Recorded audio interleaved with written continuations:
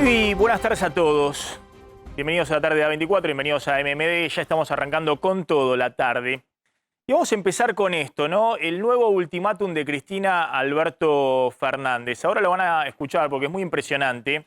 Está claro cuál es el nuevo conflicto y el tono en el cual están transmitiendo al presidente que tiene miedo, que no se anima, que no tiene lo que tiene que tener o lo que hay que tener. Ese es el mensaje, que no tiene lo que tuvo Cristina cuando fue presidenta o que tuvo Néstor Kirchner. Ese es el mensaje, el ultimátum que está enviando hoy el kirchnerismo duro, la propia vicepresidenta, al presidente Alberto Fernández. Y la discusión hoy es cómo frenar los precios y la inflación. La inflación está licuando no solamente salarios, jubilaciones, planes sociales, sino que está licuando la base electoral del oficialismo, está licuando el capital político del kirchnerismo en el Gran Buenos Aires. Ahora van a ver, muy interesante, las encuestas de humor social segmentadas por partido político. Hay más preocupación por lo que está sucediendo con la inflación en el votante del Frente de Todos que en el votante de la oposición. Y esa licuación que se está produciendo del capital político tradicional del kirchnerismo en el Gran Buenos Aires es lo que está generando que Cristina no tenga freno en sus reclamos y sus presiones al presidente Alberto Fernández. Ahora la van a escuchar un ratito. Salió el jefe de gabinete, Juan Mansur, a decir: esperemos que a la brevedad se resuelvan las diferencias entre el presidente y Cristina Fernández de Kirchner. Bueno, muy difícil que eso suceda cuando hoy el corazón de esas diferencias ya no es solo el Fondo Monetario Internacional, sino fundamentalmente lo que está pasando con la aceleración inflacionaria y cómo frenar la escalada de precios. Y lo que le están diciendo con todas las letras al presidente, ya le han dicho que está desconectado de la realidad, que gobierna con 5 amigos, ahora le están diciendo que tiene miedo. Ahora le están diciendo que no tiene lo que tiene que tener para avanzar sobre las empresas, los controles de precios, lo que el kirchnerismo cree que es la fórmula para frenar la escalada de precios en esta coyuntura. Ahora lo van a ver, es muy impresionante. El que empezó con toda esta idea y sorprendió hace unos días, pasó desapercibido, fue el propio ministro del Interior, Guado de Pedro. Mostrame anteriormente en la carátula, por favor. Guado de Pedro, hace unos días, salió a hablar de cuál era la nueva diferencia dentro del oficialismo, diciendo: así como en su momento la diferencia fue la negociación con el fondo, ahora la diferencia es cómo se encara el proceso inflacionario, cómo se frena la inflación en la Argentina. El ministro de Interior hablando de un área que es del ministro de Economía, de Martín Guzmán. Y ahora van a ver, la escalada en las últimas horas ha sido del propio Máximo Kirchner y del gobernador de la provincia de Buenos Aires, Axel Kicillof, que no casualmente, casi como si estuvieran coordinados, envían el mismo mensaje. El presidente se tiene que animar, no tiene que tener miedo, no tiene que ser temeroso frente al poder económico. Fíjate lo que decía hace unos días Guado de Pedro y ahora vamos a ver las últimas declaraciones que significan el nuevo ultimátum del kirchnerismo al presidente Alberto Fernández. El poder adquisitivo entre el 2013 y el 2015 se ganó porque siempre el salario le ganaba la inflación. Así como el Fondo Monetario generó una discusión dentro del Frente de Todos, esta es otra de las discusiones que se vienen dando donde no hay coincidencias, ¿no? Nosotros vemos con mucha preocupación y entendemos que hay que encontrar una forma para garantizarles que los salarios siempre le ganen a la inflación, ya sea con políticas activas en función del salario o con políticas mucho más contundentes en las cadenas de valores que están generando distorsiones. Ahora van a ver las medidas que quiere el kirchnerismo duro, que quiere Cristina que aplique urgente a Alberto Fernández. Pero lo que decía el ministro de Interior, Guado de Pedro, hay que garantizar que siempre el salario le gana a la inflación. Y bueno, es la cuadratura del círculo. La pregunta es si hoy el gobierno y esta política económica, en medio del acuerdo con el fondo, está en condiciones de que lo que se podía hacer en el gobierno de Cristina, que era 25% de inflación promedio, salvo el 2014, que con la devaluación de Kicillof se dispara el 40%, bueno, todos los años los salarios vayan 2 puntos arriba de la inflación. Bueno, uno tiene la impresión de que eso se terminó. Se terminó, obviamente, a partir del 2018-2019, cuando el 50% de inflación provoca un derrumbe del poder adquisitivo salarial, pero se terminó también en los 2 últimos años del gobierno del propio Alberto Fernández, y es muy difícil entrar en compensaciones cuando tenés una inflación bien arriba del 50% y acelerándose. Y eso es un poco la discusión. Y después voy a volver a la discusión que había en los 80, porque esa era la discusión que tenía Alfonsín y Zurruil con el ala política del Partido Radical. Y terminaron en la hiperinflación. Entonces, ¿cuál es tu margen de maniobra? Ahora, fíjense que el kirchnerismo también le está poniendo una serie de condiciones respecto a las medidas que tendría que tomar, como dice De Pedro, más contundentes, urgentes, el presidente. Y le están diciendo que tiene miedo, que no se anima al poder económico. Después con Lucas Romero vamos a analizar si hay sectores del kirchnerismo que envían este mensaje o en última instancia piensan que no es que Alberto Fernández tiene miedo, sino que transó con el poder económico. Esa idea de que está traicionando la idea básica del kirchnerismo en la negociación con el fondo y ahora cuando no es lo suficientemente contundente, dice el kirchnerismo, para avanzar sobre las empresas que están remarcando precios. La frase de Máximo Kirchner en las últimas horas, en una reunión con sindicalistas, con una parte de la CGT, es bien clarita. Cristina tuvo situaciones difíciles como presidenta y se paró de manos. Es decir, Máximo Kirchner le está diciendo al presidente esto que decíamos anteriormente. El presidente no tiene lo que hay que tener para enfrentar al poder económico y las empresas. Fíjense lo que dice Máximo Kirchner para agregar este concepto. No creo que ningún trabajador quiera la unidad para ir en contra de sí mismo. La unidad es para que no sea casi imposible llegar a fin de mes. Eso es lo que dice Máximo Kirchner. ¿Qué le está diciendo? Bueno, los que están reclamándole a Cristina que abogue por la unidad y baje los decibeles, están propiciando que Cristina y el kirchnerismo acepten la política económica de Alberto Fernández. Y esa política económica, en la interpretación de Máximo Kirchner, es para los trabajadores ir contra sí mismos. Apenas llegar o casi no llegar a fin de mes. Y mantienen la diferencia, ¿no? Fuimos la base de la construcción de la unidad en 2019 y 2017, cuando nos miraban de costado y pensaban que era historia terminada. Mensaje fuerte, principalmente Alberto Fernández, que armó con Randazzo en el 2007, pero también para Sergio Massa tal vez, porque efectivamente en el 2017 Massa estaba por fuera del Frente para la Victoria, lo que fuera, y tenía su propio armado político.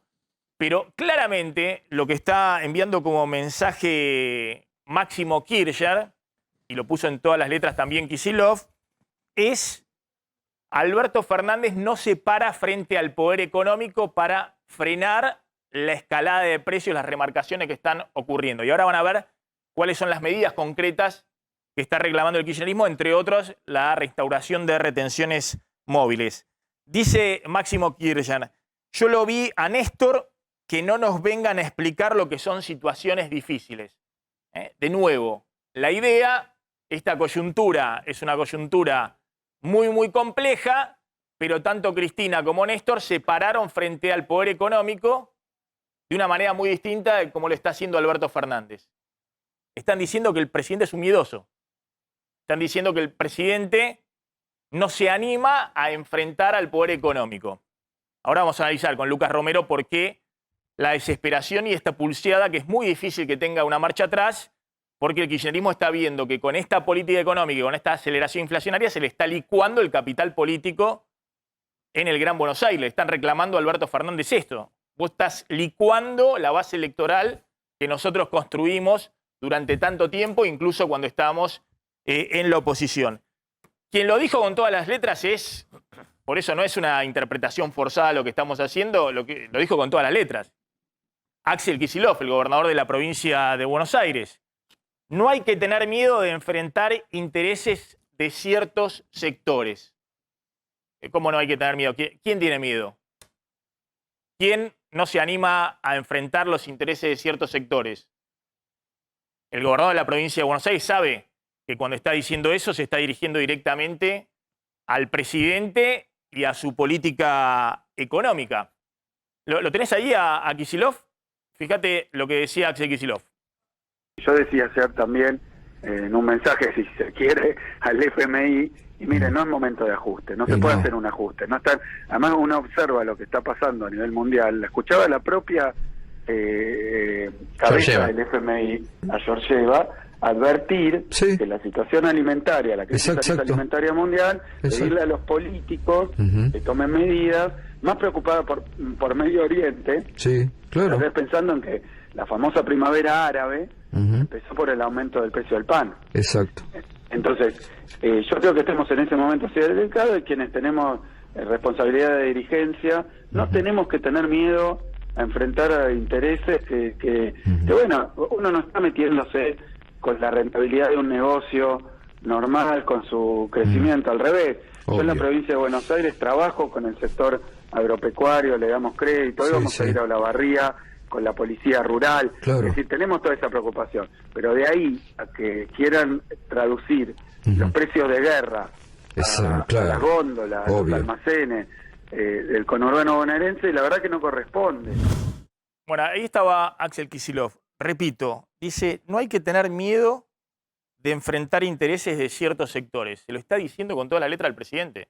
Y no es casual que lo mismo dice Máximo Kirchner. Dice, Cristina, cuando enfrentó dificultades, se paró de mano. Paró de mano es un término que todos saben coloquial, diciendo se plantó. La interpretación que hace hoy, de nuevo, el kirchnerismo y Cristina, ya no es la discusión del Fondo Monetario, ya está. La interpretación es que el fondo le puso todas las condiciones a Alberto Fernández, lo dijeron con todas las letras, y a Martín Guzmán. Ahora la discusión es qué se hace frente a la escalada inflacionaria. Fíjense esta otra frase de Kicillof. En un momento en el que hay que adoptar medidas muy decididas, medidas excepcionales, y no hay que tener miedo. Insiste con este concepto. Medidas excepcionales ante situaciones excepcionales. ¿Cuáles son esas medidas? ¿No? Un Kicillof que además venía de decir que la situación en el conurbano no daba para más, en el conurbano y interior de la provincia de Buenos Aires, que no podía haber ajuste en la provincia de Buenos Aires. De nuevo, no es un mensaje que le está enviando a la oposición para después del 2023. Es un mensaje que le está enviando el gobernador a la Casa Rosada y en particular al ministro de Economía, Martín Guzmán. ¿Qué es lo que quiere el kirchnerismo? Bueno, en todas las letras lo puso directamente Leopoldo Moró, que es diputado del Frente de Todos, un hombre que está hoy muy cerca de Cristina, lo conoce, un radical hoy alineado con el kirchnerismo. El gobierno tiene que jugar fuerte, apelar a un decreto de necesidad y urgencia. ¿Para qué?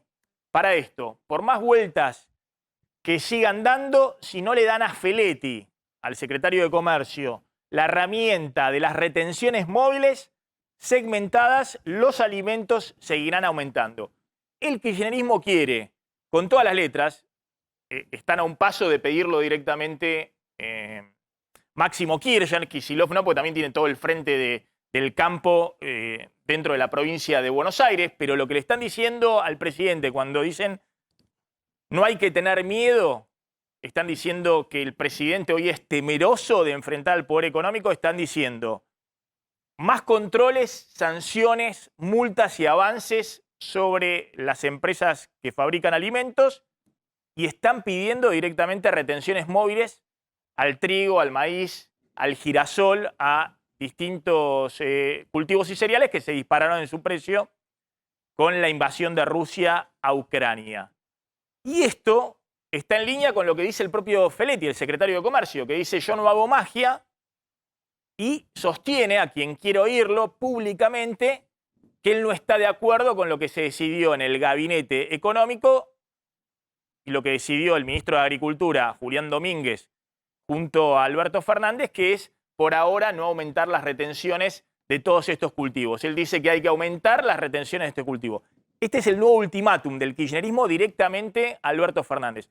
Ahora, el tono, por eso ahora vamos a ver lo que dice Mansur. Mansur trata de poner paños fríos, esperemos que se pongan de acuerdo a la brevedad.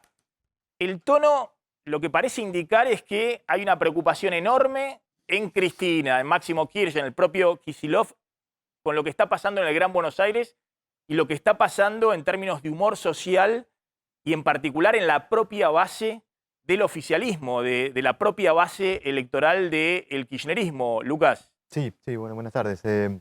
Efectivamente, digamos, a esto de mencionar, que ya es recurrente, ¿no? De destacar que la inflación es la principal preocupación ciudadana, venimos también remarcando, lo hemos hecho en este programa, que en el segmento de votantes del Frente de Todos es una preocupación aún mucho más predominante.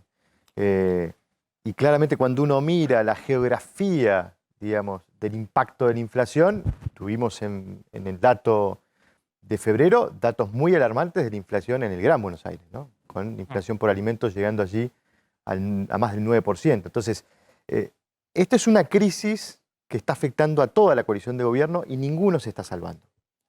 Yo digo, ya hemos analizado la naturaleza, los orígenes, las causas de esta crisis. Me parece que es hora de dar vuelta a la página. El propio jefe de gabinete hoy casi apelando a alguna fuerza mayor, diciendo, bueno, espero que se resuelva este problema. Yo creo que es hora de poner el foco en las consecuencias. Y las consecuencias son en qué medida esta crisis afecta a las condiciones de gobernabilidad. Esto que vos señalás del miedo no es novedad. Si vos te vas al discurso de Cristina en el Estadio Único en diciembre del 2020, recordás que dijo en aquella instancia, no tenga miedo. Funcionario que tenga miedo que se vaya a su casa. Lo focalizó en los funcionarios, en los ministros, ¿no? Después vino los funcionarios que no funcionan. Digo, había ya... el kirchnerismo entiende la disputa política como una disputa de intereses. Y creo que esto es lo que se está viendo reflejado. Ahora, ¿por qué digo en qué medida esto afecta a la gobernabilidad? Porque da la sensación que uno ya tiene que concluir, y la mejor forma, me parece, de graficarlo es que tanto Alberto como Cristina quedaron encerrados en el Frente de Todos. Ninguno está decidido a salir y abandonar el barco. Pero aparte, ninguno tiene incentivos para hacerlo. Alberto Fernández no puede prescindir del sector más importante de la coalición de gobierno para seguir gobernando hasta el 2023. Y Cristina no tiene incentivos para romper, porque si ella rompiese, se fuese de la coalición de gobierno, todo lo que ocurriese después va a ser achacado a su responsabilidad. Ahora, disculpame un segundo, Lucas, porque yo vengo diciendo que hay una escalada que empezó ahí en octubre del 2020 con los funcionarios que no funcionan, pero que en los últimos tramos estuvieron Berni, Larroque, funcionarios muy cercanos a Cristina diciendo que el presidente estaba desconectado de la realidad y que gobernaba con 5 amigos. Algo muy fuerte en la historia argentina, la idea de un presidente desconectado de la realidad y rodeado de 5 amigos, como una especie de idea. Pasó eso con De la Rúa en su momento, ¿no? Cristina, que el sábado pasado, ya lo analizamos, no voy a volver sobre el tema, le recomienda el libro Una temporada en el quinto piso, la experiencia del equipo económico de Alfonsín, que terminó en la hiperinflación y la salida anticipada del poder. Y ahora salen los 2 hombres más fuertes que tiene Cristina, es decir, el número 1 de la Cámpora, Máximo Kirchner, el gobernador de la provincia de Buenos Aires, a decir que el presidente tiene miedo. Es decir, que el presidente no tiene lo que tiene que tener, que es enfrentar a ciertos sectores que están remarcando los precios. Vos ves ahí, y obviamente el presidente está en medio de una situación en la cual tiene la revisión el mes que viene del FMI, está viendo cómo aplica lo que acaba de firmar hace 14 días con el Fondo Monetario, va a ver si compensa con un bonito un poquito a los jubilados, pero para eso tiene que recortar en otros lados. ¿Vos ves ahí que hay una dinámica donde el kirchnerismo le está pidiendo volver al segundo gobierno de Cristina, confrontar, es decir, mostrar los que remarcan los precios, ponerlos en hilera a los fabricantes de alimentos, multas, aumentar las retenciones, poner retenciones móviles? ¿Vos ves que el kirchnerismo le está pidiendo ahora a Alberto Fernández algo que parece muy difícil de instrumentar cuando acaba de cerrar un acuerdo con el fondo. Sí, yo creo que, a ver, esta crisis se fue gestando a lo largo de los 2 años y pico menciono una declaración de Cristina de diciembre del 2020. Creo que la crisis encuentra un punto de eclosión el 28 de enero de este año, cuando el presidente comete la rebeldía de tomar una decisión por encima de la opinión de Cristina Kirchner, que es la de acordar con el fondo, y ahí digamos, el proceso fue profundizándose y ya hoy tenemos una batería de dirigentes cercanos a la vicepresidenta cuestionando y reclamando cambios en las políticas. ¿Por qué digo poner el foco en las condiciones de gobernabilidad? Bueno, porque digamos, estamos adentro de este avión, en la cabina del piloto se están peleando. Bueno, lo que nos queda saber es si alguien va a conducir. El presidente va a apretar el botón de reducir los subsidios y en la sala de máquinas le van a contestar. Esa es la pelea que se viene. Bueno, esa es una condición que el FMI pone como una condición sine qua non para aplicar a partir del 1 de junio el nuevo aumento de tarifas de servicios públicos. Y eso tiene que recorrer todo un proceso de toma de decisión que incluye segundas y terceras líneas. Ahora, si vos lo pensás desde el sistema de incentivos, por eso yo digo, creo que hay que comenzar a poner foco en las condiciones de gobernabilidad porque, digamos, queda claro que Cristina no va a abandonar el frente, no va a romper la coalición. Digo, ahí opera una restricción sobre sus márgenes de acción. Por lo menos mientras las condiciones no empeoren más de lo que ya están, digamos. Si la crisis se profundiza en algún momento, la ruptura puede sobrevenir. Pero digo, hoy no está en condiciones de tomar esa decisión. Ahora, ¿qué incentivos le quedan quedándose adentro? Uno es tratar de operar sobre ese programa con el Fondo Monetario que ella está en desacuerdo. En la medida de tratar de mitigar el impacto que ese programa pueda tener sobre su propio capital político. Porque además tiene allí otro incentivo, Maxi. Si consideramos válido el supuesto de que Cristina quiere que con este programa el Frente de Todos pierda las elecciones en el 2023, ¿cuál es el incentivo que tiene Cristina de hacerle el trabajo sucio al que venga? ¿Por qué le voy a ajustar las tarifas y le voy a cargar el costo del ajuste a la gente? Eso va a consumir mi capital político y después va a venir otro presidente que va a tener parte del problema resuelto. Y ahí hay un elemento también que me parece que no hay que subestimar. Yo creo que Cristina cree que está en posición de fortaleza para seguir negociando con el fondo este programa. ¿Por qué? Porque si el gobierno incumple las metas del fondo y el fondo se ve en la disyuntiva de otorgar un waiver o no, sabe el fondo que si no le otorga este gobierno se cae. Y estarán dándole la razón a Cristina, que el 10 de diciembre del año pasado dijo el Fondo Monetario tumba presidente. Ahora quiero ver un poquito lo que está pasando. Yo decía, esta nueva advertencia que le hace el kirchnerismo a Alberto Fernández tiene que ver con lo que le está sucediendo a la base electoral del oficialismo. Y ahora vamos a ver con Claudio lo que está pasando en otros países, que efectivamente otros países también en una situación totalmente distinta, de la situación macro totalmente distinta. Son países que venían con 3-4% de inflación y se las aceleró a 10% la inflación. En algunos casos todavía más, la inflación de alimentos se les aceleró de ese 3-4% a 20%, entonces están tomando efectivamente medidas de emergencia. Lo que pasa es que tienen un respaldo totalmente distinto para tomar esas medidas. Lo que estamos hablando en la Argentina es qué margen de maniobra tenés, porque si no haces las cosas bien y te pasás de rosca, bueno, por ahí te vas a un escenario de espiralización. Ese era el riesgo que tenía la Argentina ante la negociación y el acuerdo con el FMI. Estamos ya en un piso de inflación de 50-55%, precios de alimento por arriba de eso, pero en el proceso de aceleración. Ahora hay que fijar mínimamente las expectativas para que eso empiece a converger hacia la baja. Después vamos a hablar también con Candelaria por qué también acordaron con empresarios y con sindicatos adelantar las aperturas de las paritarias, la reapertura de paritarias. Ojo, lo que está sucediendo también en este momento es que la recuperación económica post-pandemia, los datos de marzo muestran eso, languidece porque están los salarios viejos y los precios nuevos. Y eso está generando una caída del consumo que obviamente si esta economía encima pega la vuelta y va nuevamente a un proceso recesivo, estamos en el peor de los mundos, ¿no? Eso se llama estanflación, alta inflación con estancamiento. Por ahora sigue la recuperación, pero empieza a languidecer ante la aceleración de los precios frente a los salarios viejos. Quiero ver estas placas porque la verdad que es muy interesante lo que vos estás mostrando en la última encuesta tuya, en la última encuesta de Sinopsis. respecto a lo que le está pasando al oficialismo con la percepción de la inflación en la base electoral del oficialismo. Miren lo que ha subido efectivamente la preocupación por la inflación. Estamos en el momento de mayor preocupación por la inflación de los últimos 6 años. Es decir, nunca hubo una preocupación tan grande en esta encuesta de opinión que hace Sinopsis como en este momento por el tema inflacionario. De manera espontánea aparece muy arriba como la primera opción. Incluso cuando se dispara la inflación al 50-53%, 2018-2019 con Macri, también se dispara la preocupación por la inflación, pero ahora estamos en un escalón todavía más arriba. Y lo otro, que me parece muy interesante... Allí a la derecha lo tenés, las columnas del... Claro. Esto es la total de la muestra, y esto es el voto del Frente de Todos. Es decir, el 50% de las personas espontáneamente dicen que su principal preocupación, espontáneamente, responden, y obviamente la mayor preocupación es la inflación.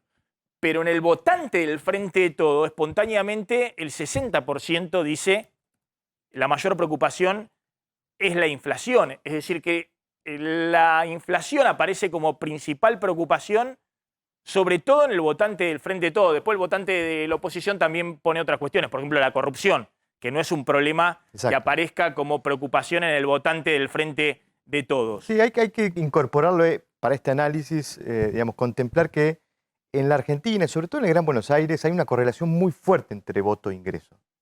Cuando uno mira los datos electorales, digamos, en los circuitos electorales de promedio de ingresos más bajos, son los circuitos electorales, los barrios, para que se entienda, son los barrios en donde el Frente de Todos ganó por mayor margen, por más amplitud.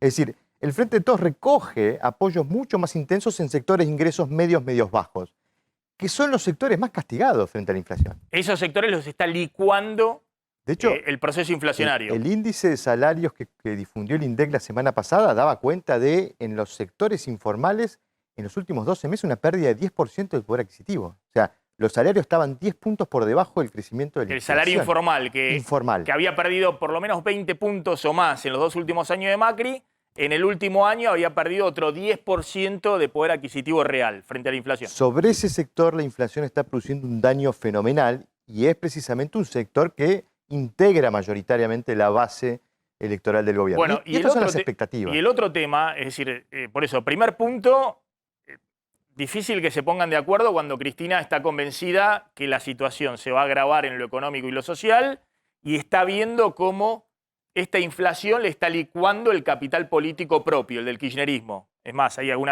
comentario respecto a lo que dice de Alberto Fernández, que le está licuando, comiendo el capital político que construyó el propio kirchnerismo en el Gran Buenos Aires. El otro tema es un problema de expectativas, que es lo que yo vengo diciendo. Ojo que es muy difícil hacer política económica cuando todo el mundo cree que te va a ir mal.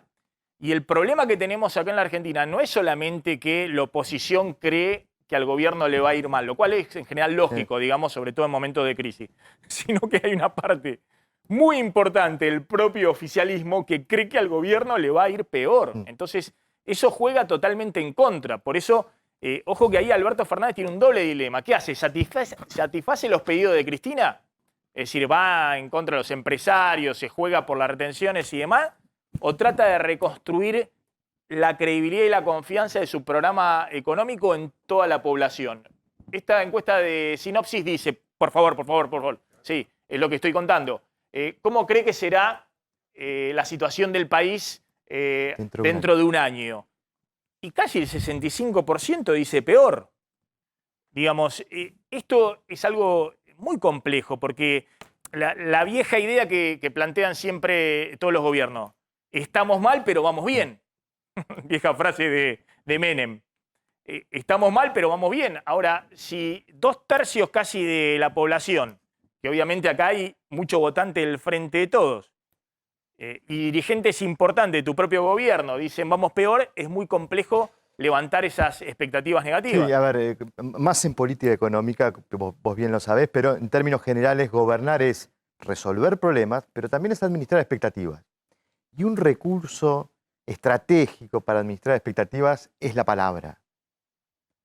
Y yo creo que este es el problema que tiene este gobierno. No tiene una palabra creíble, no tiene una voz creíble que pueda conducir las expectativas a ese escenario que vos planteás de, bueno, estamos mal pero vamos bien. Digo, ya el gobierno se ha quedado sin ese recurso y da la sensación cuando uno mira sobre todo la serie histórica que es un nivel de pesimismo que no cede. No pareciera haber algún factor, alguna variable que lo lleve a la opinión pública a tener alguna expectativa positiva respecto. Incluso el acuerdo con el fondo, ¿no? Porque estos datos son posteriores al acuerdo con el fondo. Claro, y además estamos en un gobierno, estuvo 2 años trabajando para hacer el acuerdo con el fondo, y el acuerdo con el fondo lo pasó por arriba la interna política del propio gobierno, no pudieron aprovechar, generar expectativas alrededor de ese acuerdo con el fondo. Obviamente también el tema de fondo, más allá de la interna, que es la inflación, que se licúa todo e impacta, como vos decís, directamente en las expectativas y en particular las expectativas del votante frente de todo. Fíjense estas dos visiones bien contrapuestas, ¿no? El ministro Ferraresi que dice estamos con indicadores macroeconómicos fabulosos, hay indicadores, la estabilidad del dólar, la creación de empleo, empleo precario, empleo en negro, empleo informal, cuenta propista, todo lo que quieras, pero se recuperó el empleo perdido durante la pandemia, y la visión, la alerta de Kicillof, ¿no? No se ponen de acuerdo. Ferraresi y el ministro de Hábitat, todos los indicadores macroeconómicos están dando fabulosos. Kicillof, en el conurbano la situación social no da para más. Como advertencia al gobierno, ojo con la aplicación del acuerdo con el fondo, porque no hay espacio para un ajuste. Y el acuerdo con el fondo, contamos, no solamente es el congelamiento de programas sociales, el gobierno plantándose frente a los piqueteros que piden reabrir más programas sociales, sino también es el aumento tarifario. O es que los salarios, que el tipo de cambio no puede usarse como ancla de la inflación. O es que la tasa de interés tenga que subir ahora en abril por 4ª vez en el año, es decir, que la tasa de interés tenga que ser real positiva, tenga que estar por delante de la inflación, y de esa manera no podés jugar con el ayudín del crédito. Mirá lo que dijo hace un rato el jefe de gabinete, Juan Mansur, respecto a esta interna. Candelaria. Porque Maxi en realidad hizo declaraciones a la Gaceta de Tucumán. El jefe de gabinete trata de no hablar mucho con los medios, y en esta ocasión lo que hizo, estuvo en Tucumán por unas horas y habló con la Gaceta de Tucumán. Les dijo, sí, que él espera que las diferencias entre, no lo dijo literal con nombre y apellido, pero que estas diferencias que hay entre el presidente y la vicepresidenta se aclaren y pronto. Él es uno de los que más ha tratado de promover el diálogo entre Alberto y Cristina. Sin éxito por ahora, pero junto con Eduardo Valdés y algunos otros integrantes del gabinete han tratado de acercar posiciones. Por ahora la distancia sigue siendo enorme, pero el jefe de gabinete dijo, esperemos que se resuelvan a la brevedad. Y después, cuando le preguntaron por las elecciones del 2023, si realmente era un problema las diferencias entre Alberto y Cristina, él dijo, falta mucho para eso, va a correr mucha agua bajo el puente, hoy es el momento de gestionar, el presidente está trabajando, el presidente heredó, este es un discurso que en la Casa de Gobierno repiten mucho, una situación muy difícil que dejó Mauricio Macri, además la pandemia, además ahora la guerra, y ahí es donde desde el kirchnerismo le contestan que el presidente parece temeroso, que otros se ocuparon de situaciones más difíciles y no mostraron miedo. Fíjense lo que han hecho en otras partes del mundo cuando Kicillof, insistimos, ¿no? La nueva advertencia o el nuevo embate frente al presidente es, tiene miedo, es temeroso, no tiene lo que hay que tener. Cristina en situaciones muy difíciles se paró de mano frente al poder económico. La propia Cristina advirtiéndole ese tema al presidente, porque es un poco también la interpretación de Alfonsín a finales de los 80, ¿no? Que terminó acordando con el Fondo Monetario y con los capitanes de la industria y se lo llevaron puesto en una hiperinflación y en un final anticipado de mandato. Bueno, frente a eso, ¿qué están haciendo distintos países frente a este shock inflacionario? Que, insisto, la encuentra la Argentina en el peor de los mundos, porque otros países están muy preocupados porque se les disparó la inflación al 10% o al 11%, o tienen una inflación de energía y de alimentos mucho mayor. La Argentina viene de un piso inflacionario del 50% y sobre eso se está acelerando los precios y la inflación de alimentos y energía. Bueno, y ese aumento de precios, sobre todo en alimentos y energía, mayor inflación, lo que produjo fue un gran mal humor, una mayor demanda de distintas sociedades para que se tomen medidas. Algunos países toman medidas, lo más grave lo estamos viendo en Perú en términos sociales, donde también lo vamos a ver que se empezaron a tomar medidas. Fíjate el caso de Uruguay. Hace 2 semanas se anunció la quita del IVA al asado, que es el corte más popular, digamos, justamente de la carne. Pero ante la creciente demanda de la sociedad, mayor inflación, hoy mismo se va a debatir en el Congreso, ahí en Uruguay, la suspensión del IVA a panificados y a los fideos. No se va a cobrar justamente a estos 2 productos. Se está analizando también si se incorporan otros productos de la canasta básica a esta excepción del IVA. Y, por ejemplo, se están analizando otras medidas, como por ejemplo la quita de impuestos a la importación de productos esenciales, como por ejemplo el aceite o los aceites. En el caso de Brasil... Es decir, Uruguay básicamente optó por baja de impositivas. Baja del IVA y baja de impuestos a las importaciones de productos básicos. Vamos al caso... En Argentina estás muy restringido desde el punto de vista de la baja impositiva, primero porque el FMI no te va a dejar pasar en esta coyuntura ninguna baja de impuestos. La prioridad es achicar la brecha fiscal, el déficit fiscal en este... el FMI, cualquier cosa que sea suba de impuestos, te da el ok. Cualquier cosa que sea baja de impuestos, tenés que discutirla en un seminario 2 meses seguidos a las 24 horas. O sea que en el gobierno, cuando yo consulté si había algo de esto, digamos, bajo análisis, lo que te dicen, además de la condicionalidad del fondo, esto que estás contando, es que la Argentina, con una inflación arriba del 50%, cualquier baja, digamos, del IVA o una parte del IVA, se te lo come la inflación en pocos días. Así que... Claro, tiene margen en sociedades que tienen una inflación mucho más acotada, y cuando la carga es impositiva puede... efectivamente repercutir sobre el precio de los alimentos. Es también lo que está haciendo Brasil. Se eximieron impuestos a las importaciones de alimentos para abaratar justamente el precio. Se adelantó el pago del aguinaldo, tanto para empleados públicos como para trabajadores del sector privado. Y atención con esto, porque hace un par de semanas, hace un mes, Bolsonaro produjo, digamos, un aumento del combustible del 18%. Bueno, a partir de ese momento que produjo un gran mal humor, no solamente que intenta dar marcha atrás con la medida, sino que va a quitarle impuestos a los combustibles, y de hecho echó al presidente de Petrobras, y todo un conflicto al respecto, y lo que se espera es que ese desacople de los precios de los combustibles continúe en las próximas semanas. México, otro país que toma medidas. Acá hubo directamente un subsidio aparte del precio de los combustibles. Hay un atraso respecto del precio que debería tener el precio de la nafta en México, de un 25%, debería estar un 25% más caro. Y esto es lo que se acaba de anunciar: habrá un paquete de incentivos a la industria, sobre todo alimenticia, para que se produzcan más alimentos, haya mayor oferta de alimentos y eso baje el precio. Por lo menos es el plan del gobierno de AMLO allí. El caso de Perú, la placa que sigue, en medio justamente de estas protestas sociales, lo que vimos, estado de sitio en las últimas horas, se suspendió un impuesto a los combustibles, reclamo de los transportistas en los últimos días. Bueno, se dio marcha atrás con la medida y hubo en las últimas horas el anuncio de que se va a aumentar un 10% el salario mínimo, que se lo va a llevar al equivalente a unos $280, con lo cual, digamos, se trata de dar una medida no solamente impositiva, sino por el lado de los ingresos. Y otro país, más chiquito, porque también ha tomado medidas, es El Salvador. Eliminan el IVA a los productos de la canasta básica, todos los productos, y hay un congelamiento del precio de los combustibles por los próximos 60 días, prorrogable, digamos, si la cuestión del precio del petróleo se mantiene. Así que distintos países, en este caso de la región, todos tomando medidas. Sí, en el caso de la Argentina, insisto, estás muy condicionado por el acuerdo con el fondo.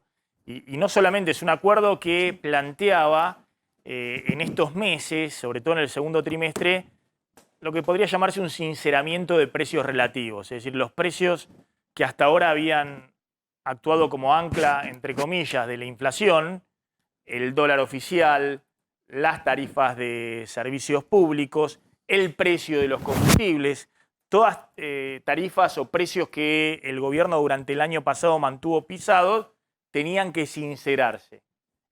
Ocurrió con los combustibles, aumentos en febrero y en marzo de más del 10%. Ocurrió con el tipo de cambio oficial, que en marzo corrió al 3,2% mensual. Claro, la mitad de la inflación, que va a ser 6%, pero 3 veces más de lo que corrió durante todo el año pasado, que corría al 1% mensual. Era el ancla que ahí trataba de sujetar mínimamente los precios. En marzo tuvimos el aumento de tarifas de luz y gas. El FMI quiere sí o sí que haya un nuevo aumento de tarifa de luz y gas en junio, que va a ser del 20% para el 80% de los usuarios en Ciudad y GBA, y para el 10% de mayores ingresos, mucho mayor, porque quiere el FMI quitar subsidios ahí. Ahora, claro, es un contexto donde todos los países están tratando de que no le queden muy atrasados los salarios respecto al envío inflacionario, porque todos saben que si no van a una recesión, van a un estancamiento cuando todos están con la salida del efecto COVID, ¿no? de la pospandemia. Sí, es una realidad lo que señalás, la presencia del fondo como un factor restrictivo de los márgenes de acción. Ahora, también es un elemento que agrava la crisis política, porque, digamos, según la información que yo tengo, yo confío en esa información, digamos, Cristina creía que había más tiempo para negociar. Uno podrá discutir si eso era así o no, pero ella creía que no estaba la Argentina urgida por el vencimiento de marzo. Y esto, insisto, tiene que ver también con los cuestionamientos de Alberto Fernández al miedo y cómo se ve doblegado frente a intereses, ¿no? Me parece que también eso profundiza la crisis política. Claro, sí, vos podés decir, bueno, el gobierno entra en esta nueva crisis que es el shock adicional sobre precios de alimentos y energía, maniatado por el acuerdo con el fondo. Alguien te podría decir, lo dijo el propio Alberto Fernández, no, por suerte que entramos con el acuerdo con el fondo, porque si no había que decretar feriado bancario en la Argentina. Por suerte, en este contexto del acuerdo con el fondo y el ingreso récord de la cosecha gruesa en este periodo, vos tenés un dólar que está estabilizado, digamos, un dólar que... Ese es el contrafáctico. Un dólar blue que se cayó de 230, que estuvo el contado con liquidación a 240, a 200 pesos. Ese es el contrafáctico que me dicen a mí, todavía no está resuelto. Cristina no creía que era tan así, digamos, por eso digo. Es lo que sostiene Alberto Fernández. Que se podía seguir tirando de la cuerda. Que se podía decir que había, digamos, que la Argentina estaba en condiciones de exigirle mucho más. Y te pregunto más de fondo. ¿Vos crees que Alberto Fernández, que está un poco en la sintonía también de lo que plantea Sergio Massa, es necesario ciertos consensos, ciertos acuerdos, tendiendo un puente de gobernabilidad con la oposición a partir de lo que pasó con el acuerdo con el fondo? ¿Está en condiciones hoy de dar un viraje y volver al Alberto Fernández kirchnerista? El Alberto Fernández que empieza a denunciar las remarcaciones de tal o cual sector, o que se pelea con el campo porque lo tira por la ventana Julián Domínguez y pone retenciones móviles como quieren Feletti y Moró al trigo, al maíz, al girasol. No, yo creo que no, y por eso digo, me parece que deberíamos dar vuelta a la página respecto a la crisis. Esto es una crisis que no va a tener solución. Estas dos declaraciones que vos mostrabas como contradictorias, me parece que transparentan una realidad que también en el análisis debemos sincerar, que es que hoy tenemos un oficialismo oficialista y un oficialismo opositor. Y tenemos en un gobierno conviviendo dos gobiernos con programas económicos distintos. Porque la decisión de Cristina de presentar este proyecto de recaudación, de aportes para aquellos que tienen exteriorizado dólares en el exterior, no los tienen declarado, en algún punto es mostrarle a Alberto Fernández, bueno, esta es mi política. Esto es lo que vos no estás haciendo. Y es lo que se puede hacer para, en todo caso, evitar o mitigar digamos, el impacto de tener que pagarle al Fondo Monetario la deuda contraída por la administración bancaria. O sea, creo que vamos a ver de aquí al final de mandato dos gobiernos actuando con programas distintos. Y por eso la pregunta de la botonera, Alberto Fernández, ¿le funciona en su totalidad o hay botones que no le funcionan? Bueno, engancho esto con el tema paritarias. Decíamos que hay también mucha preocupación porque se empiezan a ver algunos indicadores de actividad económica, sobre todo de marzo, que muestran que esa recuperación muy fuerte que se dio el año pasado, 10% de crecimiento, y bueno, en los últimos meses empezó a languidecer, ¿no? Hay indicadores si se quiere, contradictorio. En enero vino para abajo, en febrero recuperó, en marzo, todavía no está el dato del INDEC, hay estimaciones privadas, está nuevamente para abajo. Y lo cual es lógico, lo vemos siempre que consultamos a algún comerciante o un supermercadista que dice con esta aceleración de precios, las ventas tuvieron un impacto, se nos cayó la demanda. Ahora, esto ocurre, entre otras cosas, sobre todo cuando tenés fogonazos inflacionarios, ocurrió también en 2018-2019, en esta parte del año, porque estás con los salarios viejos y la inflación nueva. Entonces te queda todo adelantado los precios y la gente, como dice Máximo Kirchner, no llega a fin de mes. No tiene posibilidad de llegar a fin de mes. Ayer el gobierno dio una señal junto a los empresarios y a los sindicalistas de que quiere adelantar la reapertura de paritaria. Y de esa manera también dejó de lado la señal que le pedía el kirchnerismo que dé, que era un aumento por decreto. Digamos, Claro. que hubiera bonos por decreto en el sector privado. El gobierno rechazó esa posibilidad, pero aceptó que se reabran anticipadamente paritarias. Exacto, Maxi, así fue. Ayer hubo una reunión muy importante en el Ministerio de Economía. La segunda había habido una el jueves por la noche la semana pasada. Ayer se hizo otra. Participaron representantes de la CGT, representantes de la UIA y miembros del gobierno. Básicamente los ministros que habían estado la otra vez. El ministro Martín Guzmán, el ministro Claudio Moroni y el ministro Matías Culfas. Allí lo que acordaron es, había un pedido que venía impulsado, como decías vos muy bien, de parte del kirchnerismo, pero también de parte de la Central de los Trabajadores, de que si se podía hacer un bono parecido a este bono de 6.000 pesos que van a recibir los jubilados. Lo que acordaron, los empresarios por supuesto dijeron que no podían hacer frente a eso, que no estaban en condiciones, pero como los empresarios aceptaron adelantar las paritarias y empezar a negociar mucho más pronto de lo que normalmente se empieza los ajustes salariales para este año, lo del bono por ahora quedó desestimado. El gobierno lo que hizo fue mediar entre estas dos partes para ver que se pongan de acuerdo. ¿Se van a adelantar las paritarias? Sí. ¿Cuál es una característica fundamental? Y va a ser muy difícil que sean acuerdos anuales, van a ser acuerdos que se van a revisar en todos los casos. Tenemos placas detalladas de algunos acuerdos que ya se han ido haciendo y ahora te lo contamos, pero todos tienen una revisión porque nadie sabe cómo va a evolucionar la inflación. Esto que decías vos, Maxi, si se va a disparar o la van a lograr contener. Mientras tanto, lo que se hacen es acuerdos hasta determinado mes del año y se revisan ahí con un disparador de que si la inflación está por encima de cierto nivel, se ajusta o se planifica un bono llegado el momento. Mira, estos son los acuerdos paritarios que se hicieron en las últimas semanas, de principio de año.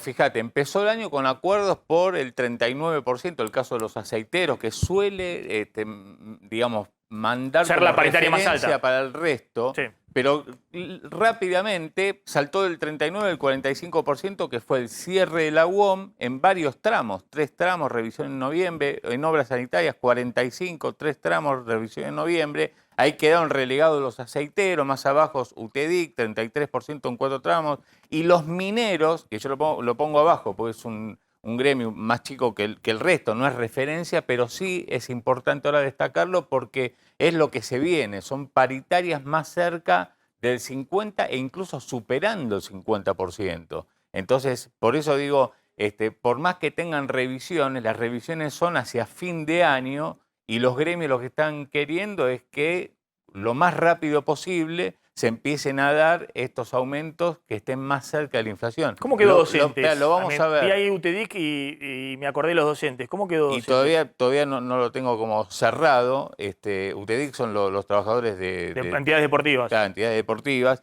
Pero ahora lo que se viene son los bancarios, los empleados de comercio que están reclamando eso, que en 3 meses arreglen justamente aumentos salariales superiores incluso al 50% y concentrados en el menor tiempo posible y no tener la revisión recién a fin de año. Maxi, permitime una consideración porque es importante.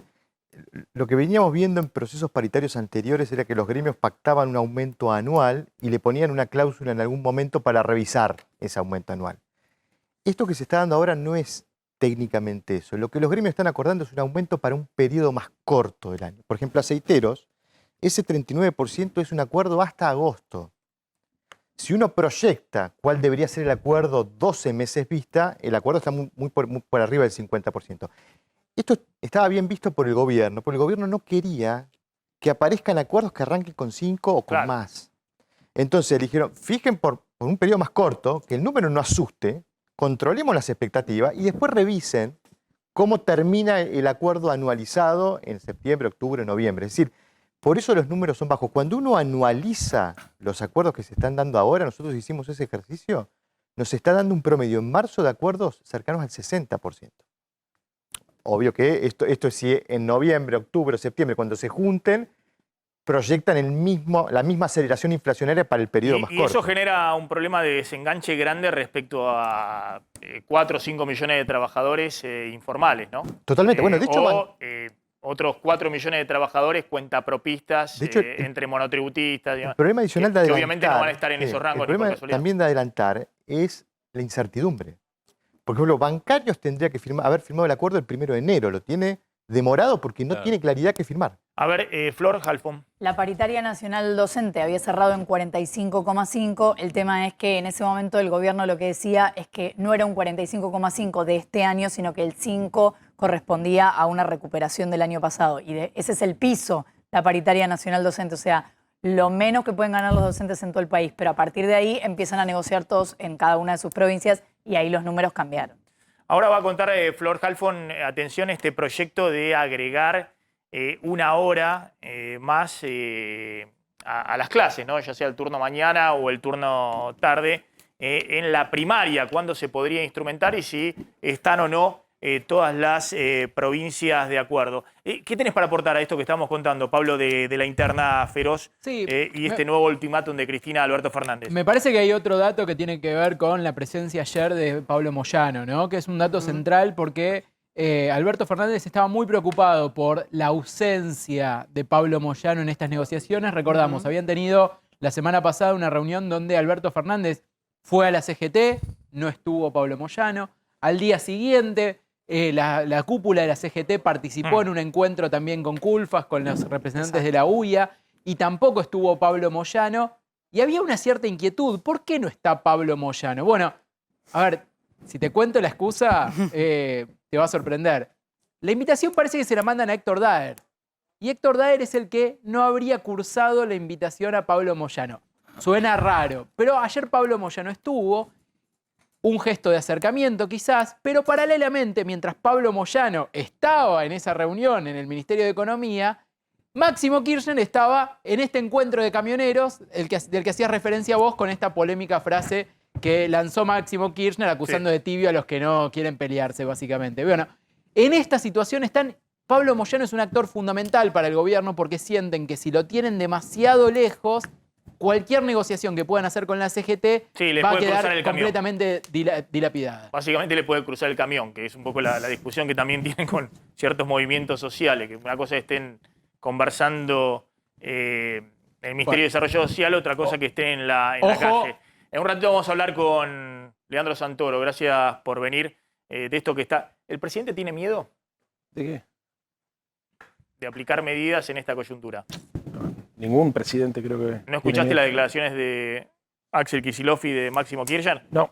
Bueno, a revisarlas ahora lo conversamos. Está Héctor Torres, que fue representante de la Argentina en el Fondo Monetario Internacional, lo comentamos siempre, está en Suiza. Lo fue durante un periodo en el cual era Labaña ministro de Economía y Kirchner presidente, y después lo fue en el periodo en el cual fue Prat Gay, ministro de Economía de Macri. Ahí volvió a ser también representante argentino ante el Fondo Monetario. Héctor, gracias por atendernos, muy amable. A ver, la pregunta sencilla es, conociendo lo que vos conocés de la dinámica en el Fondo Monetario, ¿hay alguna chance de que efectivamente esta interna muy grande que hay en el gobierno, donde hoy Cristina le está reclamando básicamente a Alberto Fernández que no tenga miedo, que ponga retenciones móviles, que vaya contra los que están remarcando los precios, que aplique controles, que tome medidas más drásticas y que no aplique ajuste? Por ahí que revise el acuerdo con el Fondo Monetario en el capítulo recorte de subsidio, aumento tarifario y demás. ¿Vos crees que hay alguna chance de que ahora en mayo el fondo pueda flexibilizar esa posición y le pueda dar cierto aire en esta coyuntura al gobierno? Bueno, digamos que es un programa que seguramente va a tener que ser, como dicen, recalibrado. Ahora, no creo que en el sentido de esas observaciones. Va a tener que ser recalibrado. Hay 3 elementos en ese programa que podrían ser ajustados. El primero son las metas. El segundo son los plazos para llegar a esas metas. Y el tercero son las medidas que tiene que tomar el gobierno para llegar a esas metas. De esos 3 elementos, creo que el más difícil de flexibilizar son las metas. Cuando el fondo habla de recalibrar el proyecto, y en mayo evidentemente va a ser un tema, yo creo no, estoy seguro que lo que está pensando originariamente para llegar a esa meta. Lea esas medidas que originariamente pensaba tomar, van a mantener las metas, evidentemente yo creo que van a tener que ajustar un poco los plazos. Que es una forma elegante, si querés, o si querés alambicada de decir las metas también van a tener que ser modificadas. Pero yo creo que este es un programa que evidentemente va a requerir eso. Ahora, para que el fondo y se ponga de acuerdo sobre eso, acepte eso, evidentemente hace falta que enfrente tenga un gobierno que tenga capacidad de tomar esos compromisos. Y esas desinteligencias, esa fractura expuesta que hay en el frente de todos, trae una serie de dudas. Evidentemente, cuando vos negociás con alguien, sea el fondo que negocie con nosotros o con cualquiera, lo que querés es la persona que está enfrente tenga capacidad de tomar compromisos. Si la persona que está enfrente no tiene capacidad de tomar compromisos, es muy difícil que llegues a un resultado. Porque cualquier tipo de concesión no sabés si va a ser cumplida del otro lado. Cualquier tipo de compromiso no va a ser cumplido del otro lado. O sea que estamos en un problema muy serio, eso es cierto. Ahora, la otra pregunta que te hago es en términos de qué margen de maniobra tiene la Argentina para aminorar un poco este shock externo, ¿no? Si la Argentina tuviera una economía que funcionara medianamente bien como el resto de los países latinoamericanos, como prácticamente todos menos Venezuela, en este contexto lo que haría es lo que hacen el resto de los países, digamos, ¿no? Precios de las commodities extraordinariamente altos por la crisis, ingreso de dólares adicional por la balanza comercial, dejaría caer el dólar. Y eso actuaría como amortiguador de los precios internos. Es el mecanismo que están usando todos. Y usaría algunos mecanismos fiscales para compensar ingresos, por ejemplo, bajando impuestos o dando crédito barato. Bueno, está claro que en el acuerdo con el fondo nada de eso se puede hacer, porque Argentina está en una situación de desequilibrio total macroeconómico. Es más, el acuerdo con el fondo te dice, mirá, si vos tenés 6% de inflación y el dólar oficial tiene que ir por lo menos muy cerquita de ese ritmo. Y la tasa de interés, que ya la subiste 3 veces en el año, y bueno, y ahora en abril volverla a subir cuando tengas el dato de inflación de marzo. Es decir, seguí encareciendo el crédito, porque bueno, tenés que equilibrar las cuentas macro. ¿Vos ves que hay alguna posibilidad en esta coyuntura de salir de ese patrón que era una marcha crucero, pero en el medio te vino este shock externo? Lo que pasa es, Maxi, todo lo que decís es cierto. Lo que pasa es que no es porque esté en el acuerdo con el fondo. El fondo no inventó la ley de la gravedad. La ley de gravedad existe. Totalmente. Entonces, todas esas cosas que vos decís son exactamente así, pero si no tuviéramos un acuerdo con el fondo, tampoco la podríamos hacer. O sea, simplemente no es culpa del acuerdo con el programa con el fondo, es simplemente que hay cosas que podés hacer y otras que no tenés los medios para hacerlas. Entonces, digamos, hay un dilema que nosotros no vamos a poder resolver fácilmente. El dilema entre medidas de shock o medidas progresivas, o sea, que la vas implementando de a poco, como le llaman graduales. ¿Okay? El gradualismo exige credibilidad, exige que haya un compromiso político primero un consenso político en la Argentina, y obviamente un compromiso del gobierno con su propia ciudadano de hacer esto, que sea creíble. Ahora, eso evidentemente no está por una fractura, empezando por la fractura en el propio esquema de gobierno. Las medidas de shock son creíbles porque las haces de a una. Lo que pasa es que tienen un costo social muy alto. Entonces son solo posibles si tenés un espacio fiscal, digamos una capacidad fiscal de amortiguar las consecuencias. Y tampoco la tenemos. O sea, la capacidad fiscal que tenemos viene del fondo, no viene de nuestros recursos, no tenemos recursos nosotros. Con lo cual, evidentemente, estamos necesitados de negociar con el fondo porque si vos querés hacer una cosa gradual, o querés hacer una cosa shock, lo que quieras, pero tenés que contener los efectos sociales, necesitas evidentemente que alguien ponga la plata. Y en este momento lo único que puede poner la plata es el Fondo Monetario. Y el Fondo Monetario, como dijimos tantas veces, lo que está haciendo es prestar dinero que toma prestado de los contribuyentes de los demás países. Entonces, digamos que es difícil explicarle a los demás contribuyentes que están pagando en España o Alemania facturas de energía, de gas, de luz que se multiplicaron por 2, por 3, que en la Argentina mantenés el congelamiento porque estás en una situación especial y tenés 40% de pobreza. Exacto. Digamos que eso es un tema difícil de explicar. Además, en este momento realmente hay un gran riesgo de que muchos países en desarrollo entren en situación de necesitar dinero del fondo, porque han aumentado enormemente los precios de muchas de las importaciones, que, digamos, los que no son exportadores netos de energía o de cereal, granos que en alguna medida se compensa, en nuestro caso, digamos, están en situaciones muy complicadas. Países como Egipto, por ejemplo, que es el importador más grande de trigo del mundo, todo el Magreb, o sea, toda la costa norte del África, que por ejemplo son los que más inmigrantes ilegales terminan generando, o sea, inmigrantes económicos hacia Europa, más los problemas que hay en Centroamérica, toda esta pobreza que está creciendo por el aumento de los precios de los alimentos que golpean más sobre los sectores que usan más su ingreso para comer, esto va a generar, primero, un déficit de balanza de pagos en todos esos países porque van a tener que seguir importando y no tienen con qué. Y segundo, va a generar más pobreza y más emigración. O sea, realmente estamos en un mundo muy complicado, como para que nosotros seamos la excepción. Héctor, gracias. Es muy interesante siempre escucharlo. Héctor Torres, ex representante argentino ante el Fondo Monetario. Gracias. Leandro Santoro. Bueno, lo que dijo Máximo Kirchner, lo resumimos rápidamente.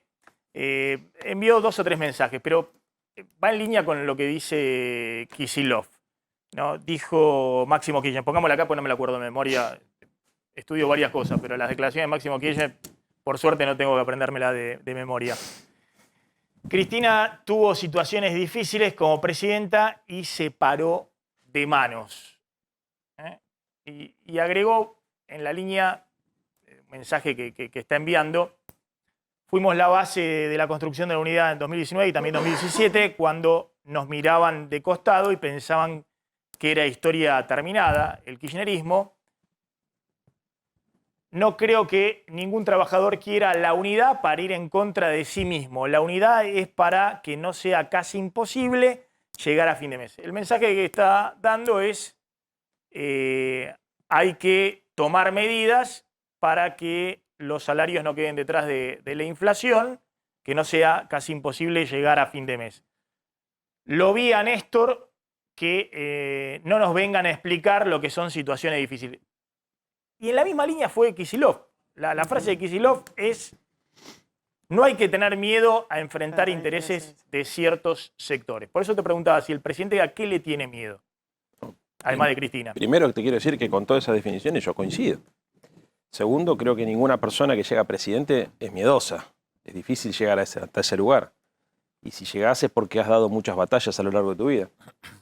En tercer lugar, creo que el contexto en el cual a Alberto le toca ser presidente de verdad es un contexto de excepcionalidad. Porque vos tenés primero, vos pensás cuatro escenarios, digamos, situaciones que generan un contexto muy llamativo. El primero es, recibís el gobierno con 54% de inflación, una caída del Producto Bruto Interno per cápita de más de 7 puntos, la desocupación arriba del 11%, estamos hablando de esta inflación, finales del 2019, punto de partida muy complicado. Pero Leandro, perdóname. 4 temas te dije. Porque acá tomo la frase de Máximo Kirchner, que no me vengan con que la situación es muy difícil. Vos me estás explicando que la situación es muy difícil. No, yo te estoy explicando en qué contexto gobierna Alberto. Pero calza justo lo que estás empezando a explicar con la frase, poneme la frase de Máximo Kirchner cuando dice, no me vengan con que la situación es muy difícil. Está bien. ¿Qué querés que vengo acá a decirte lo que querés que diga? No, te estoy contraponiendo porque vos estás en esta parte. Cristina tuvo situaciones difíciles, Sí. pero la otra, donde dice, no me vengan con que la situación es muy difícil. Y es a ver si cierto. la encuentran, chicos, para... Y es cierto, Maxi, es cierto. Cristina tuvo situaciones muy difíciles. Yo creo que todos los presidentes tuvieron que enfrentar situaciones muy difíciles. La Argentina es un país que desde, podríamos decir, el proceso de desindustrialización que se vivió en el año 76 hasta acá, eso modificó la estructura productiva, precarizó la estructura social. Las políticas de los 90 profundizaron esas políticas de distribución y de desindustrialización, generando más polarización social y más precariedad. Entonces, en la Argentina, ¿por qué varían tan fácil los índices de pobreza? Porque la estructura productiva y la estructura social son muy precarias, pero no pasó de la mañana a la noche. La culpa no es de los programas sociales. Los programas sociales vinieron como consecuencia de que destruyeron el aparato productivo durante los 70, durante los 90, y eso se profundizó con el industricidio de Macri en el periodo Pero que por le eso, tocó la gobernar. situación es muy difícil. Déjame terminar. Partamos de ahí. Bueno, déjame terminar. No, está bien, pero la caracterización también determina cuáles son las propuestas y las opciones que vos tenés. Entonces, hay una caracterización que nosotros hacemos y que creo que es justo hacer, que es que este presidente, además de venir con esa, de alguna manera, con esa herencia recibida, a los 100 días se le declara una pandemia que lo que provoca es una ruptura en las cadenas de suministro y que nos obliga a emitir 11 puntos del producto para sostener el paquete COVID. Y acá se empieza a entender por qué la complejidad de la macroeconomía argentina. Nosotros no teníamos condiciones para salir a tomar deuda en el mercado. Y si nosotros nos desentendíamos en ese momento de lo que le estaba pasando a la producción, al empleo, hoy estaríamos con una tasa de desocupación arriba del 15%. Porque abrir una empresa cuesta mucho, pero cerrarla son 20 minutos. Y cuando se cierra una empresa se pierden puestos de trabajo. 11 puntos se tuvo que emitir del producto para sostener el paquete COVID. Después de eso, para colmo, se le aparece la guerra, que complica muchísimo más, y en el medio la renegociación de la deuda. Vos sos consciente, Maxi, que todos los programas contracíclicos o de ayuda fiscal requieren que vos tengas reservas en el central. Porque por cada punto que crece el Producto Interno, crecen 3 puntos las importaciones, algunos dicen 4. Entonces, la ecualización de la economía es verdaderamente novedosa porque el tipo de contexto y el tipo de crisis es diferente a todas las crisis anteriores. Y este es el punto. Es cierto. Bueno, esto ya está, se acabó la discusión. No, pero pará que el punto por lo menos una esta cosa es el parte. diagnóstico. Una cosa es el Bueno, diagnóstico, es la lo que yo situación siempre difícil. cuento. Emitiste entre el 2020 y 2021 11 puntos del PBI. Sí. 7 en el 2020, 4 puntos en el 2021. Sí. Este año el FMI te deja emitir solo 1 punto del PBI para financiar el Tesoro. Es cierto esa situación extraordinaria que generó y la disrupción macro que generó la pandemia. Y es cierto que a un piso inflacionario del 50% tenés el shock de Ucrania con alimentos y energía. Lo que quiero discutir con vos es, teniendo ese diagnóstico, por eso a mí me parece que es un poco una chicana de Máximo Kirchner cuando dicen no me vengan con situaciones difíciles. Porque esta es una situación difícil que es distinta a la que afrontó Cristina en su segundo gobierno y es distinta a la que afrontó Néstor Kirchner en su primer gobierno. Ahora, evidentemente hay una diferencia muy grande de qué hacer en este caso. Cuando Kicillof y Máximo Kirchner dicen no hay que tener miedo para pararse de mano, para tomar medidas que afecten ciertos intereses, están diciendo que el presidente no se planta frente al campo para subir retenciones móviles o no toma medidas para controlar a empresas que remarcan. Estoy interpretando lo que dicen claramente, que no hace falta interpretar mucho, y ustedes saben que están diciendo eso, que esa es la diferencia hoy respecto a cómo se encara el proceso inflacionario con Cristina y con el kirchnerismo. Dos cosas. Al frente de la Secretaría de Comercio Interior tenemos un gran compañero como Feletti, que está mucho más cercano al imaginario de Cristina que al de Alberto, ¿no es cierto? Porque forma parte de los equipos técnicos del Patria. Gran compañero y está haciendo una gran labor ahí al frente. En segundo lugar, vos hablabas recién de la complejidad del contexto. Vos pensé una cosa, Maxi. Mientras nosotros teníamos que renegociar la deuda externa con acreedores privados y con el Fondo Monetario Internacional, tuvimos que resolver un problema de demanda importante sin los recursos necesarios para encarar esa discusión. Vos decías, hay que tomar coraje para pelear, o tratando de interpretar, ¿no? No, eso dice Kicillof y, sí, bueno, y Máximo ¿no Kirchner. fue una pelea importante la que se dio con los acreedores privados, con la que se dio con el Fondo Monetario? Lo que pasa y es que Máximo Kirchner escribió una carta que dice que no hubo ninguna negociación, bueno, que se aceptaron yo todas las no- condiciones del FMI. Vos la leíste la carta. Sí, claro, pero yo, a ver, no voy a discutir con Máximo si no está Máximo acá, porque además es la interpretación de lo que Pero Máximo por eso, dice. para adelante, yo no quiero quedarme con esa discusión. Quiero decir, ¿cómo se resuelve el tema inflacionario? Si les están La primer reclamando, política- bueno, pero- salieron ahora el gobernador de la provincia de Buenos Aires, el líder de la Cámpora y otros dirigentes. Moró dice que hay que tomar un DNU y aumentar Ahí retenciones va con móviles. el segundo punto. Segundo punto. Perdimos las elecciones de medio término y no tenemos mayoría en el Parlamento, no pudimos aprobar el presupuesto. Está claro que una modificación sustancial de retenciones tiene que pasar por el Parlamento, ¿no es cierto? Bueno, si no tenés los diputados ni para aprobar el presupuesto, digamos, cuando hablamos de correlación de fuerza, no hablamos de una abstracción, hablamos de dólares en el Banco Central, hablamos de diputados en la Cámara, sentados dispuestos a aprobar una ley, y hablamos también de un clima político.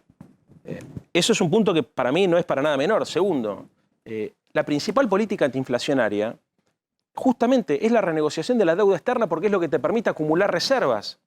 Como nosotros decimos en todos los lugares que tenemos posibilidad de discutir este tema, es cierto que la emisión monetaria forma parte de una de las causas de la inflación, pero no es la única. Hay un montón de causas. Una de ellas, por ejemplo, es la famosa restricción externa. Si vos no tenés dólares que te permitan financiar las importaciones y el proceso de crecimiento, tenés un problema con el resto de los precios de la economía que se coordinan con el dólar. Entonces, la primer política antiinflacionaria es la recomposición de reservas que se da a partir del acuerdo con el Fondo Monetario. Paradójicamente se da una situación que es que en los Estados Unidos dudaban de acompañar el acuerdo con la Argentina porque decían que era un acuerdo que no obligaba a la Argentina a llevar adelante ajustes, ¿no? No solamente sobre los instrumentos rígidos, como los instrumentos de la política laboral o los instrumentos de la política de la seguridad social, sino tampoco sobre los instrumentos flexibles, porque una de las cosas que se alcanza con el acuerdo con el fondo es la aceptación que la Argentina, para pagar, lo primero que tiene que hacer es crecer, porque mientras va acumulando las reservas para fortalecer su economía interna, va a poder generar las condiciones para hacer sostenible el proceso de reestructuración de deuda en el largo plazo. Y eso es una novedad en relación a los acuerdos que se alcanzaron entre el Fondo Monetario y los países soberanos, porque de hecho, durante los últimos 4 o 5 años, el Fondo firmó acuerdos con otros países, el caso de Costa Rica es el más parecido a nosotros, y les impusieron modificaciones en instrumentos rígidos y flexibles. Modifiquen el régimen previsional, echen empleados públicos, hagan un ajuste sobre salarios. No pasó en la Argentina. Entonces, ¿eso es una pelea? Es una pelea. ¿Cómo reconstruir la capacidad adquisitiva del salario? Bueno, yo creo que ahí hay 4 temas, Maxi. El primero, la política de subsidios, que es una definición no del presidente, del Frente de Todos desde hace mucho tiempo. La primera que habló de sintonía fina en este tema fue Cristina, creo que en el 2011.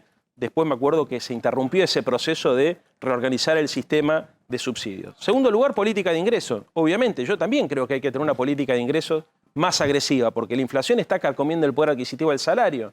Como ha pasado esta semana con el anuncio del bono a los jubilados, hay que pensar en mecanismos de recomposición del poder adquisitivo del salario para los trabajadores formales y para los informales. Tercer lugar, retenciones. Yo también creo que hay que poner retenciones. Por supuesto que sí. ¿Por qué? Porque hay una situación de excepcionalidad. La guerra ha generado que los sectores de la producción agropecuaria... ¿No es eso lo que dice el ministro de Agricultura del gobierno? Yo te estoy diciendo lo que pienso yo. Y lo que pienso yo y un montón de compañeros y de compañeros. ¿Por qué? Porque a partir de las condiciones de excepcionalidad que se produce por la guerra, el aumento de las ganancias extraordinarias, pensar en un mecanismo de desacople de precios internacionales y locales de manera transitoria... Pero perdón, el ministro de Agricultura dice que habló con el presidente y que juntos ¿Vos me estás preguntando tomó la decisión. ¿Vos me estás preguntando? No, pero vos ahora Alberto Fernández no lo cuestiona solo Cristina, Máximo Kirchner, que si lo estás cuestionando vos también. Está abandonando el albertismo. No, a ver, sería una reducción, está bien, es gracioso el chiste, pero a ver, es una del sentido común. Primero, yo formo parte del Poder Legislativo, no formo parte del Poder Ejecutivo. Hay debate sobre qué es lo que hay que hacer en todos los países del mundo. Lean ustedes los diarios y se van a dar cuenta que este debate es un debate... Digamos, también es cierto que no es lo mismo tener que coordinar la política pública del Ejecutivo, de donde uno tiene que escuchar distintas voces. Ahora, yo no soy un representante del Ejecutivo. Vos me invitaste a mí a discutir a tu programa. Sí. Esto es lo que... Pará, y por último, porque digamos, me parece que es importante tener en cuenta, yo también creo que hay que pensar en mecanismos extraordinarios para juntar recursos para pagar la deuda externa, que es lo que hicieron todos los países que tuvieron situaciones complejas como la nuestra. Estamos frente a una situación de excepcionalidad. La guerra altera los precios de los combustibles y los precios de los alimentos. Tenemos un proceso inflacionario que se explica como consecuencia de una crisis de deuda externa y como consecuencia de la pandemia. Es del sentido común plantear que se necesitan tomar medidas para garantizar que las tensiones sociales se reduzcan al mínimo posible. Te hago una pregunta específica con lo que estamos viendo, porque, ¿sabes? El sábado la presidenta habló del libro de Juan Carlos Torres sobre la economía de Surruí, la economía de Alfonsín y lo que ocurrió, digamos, con Alfonsín, que vos eras muy chico, pero... Yo era muy amigo de Raúl. Vos ya estabas militando. Empecé a militar en el 89, pero a partir del 97 me hice amigo de él. O sea, los últimos años de su vida fuimos muy amigos.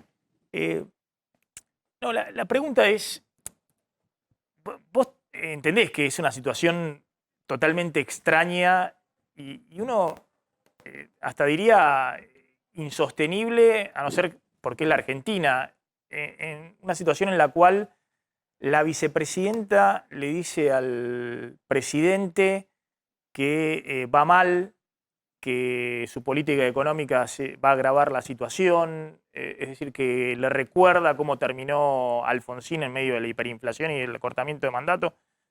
¿Vos entendés que es una situación realmente anómala? A ver, vamos por parte.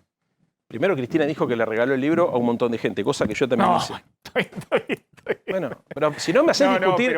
pero está bien. Maxi, hacé una cosa, decímelo. Pero vos sos consciente que si... A ver, vos agarrás y haces una interpretación de un hecho.